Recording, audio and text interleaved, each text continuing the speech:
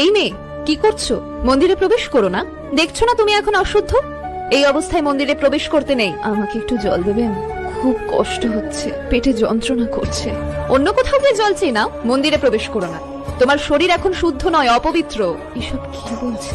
যেই সতীচ্ছেদ হতে সমস্ত বিশ্ব সংসার সৃষ্টি, যে অঙ্গ প্রত্যেক নারীর গর্ব হওয়া উচিত, যে ঋতুস্রাব একটি মেয়ের মাতৃত্বের স্বাদ পাওয়াকে চিহ্নিত করে, তা কি করে অপবিত্র অসুচি হতে পারে? তর্ক করো না, মন্দির পরিত্যাগ করো এই মুহূর্তে। তাহলে তো এই মন্দিরে যেই দেবী মায়ের প্রতিষ্ঠান, তিনিও অপবিত্র। সেই মায়েরও তো ঋতুস্রাব হয়, তিনিও কি তার নিজের মন্দির ত্যাগ করবেন? এসব কি বলছো তুমি? বিশ্বাস না হলে আপনি নিজে গিয়ে দেখুন।